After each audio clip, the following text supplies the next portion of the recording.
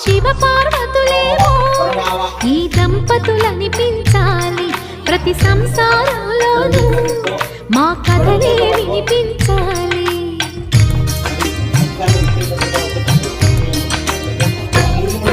ఆ సిరిని శ్రీహరిని మా జతలో చూపించాలి. శ్రీకాంతుల కొలువంటే మా కాపురం అనిపించాలి. మా ముంగిలిలో పున్నమి పూల వెన్నెల విరియాలి. మా చక్కని జంట చుక్కల తోట పరిపాలించాలి.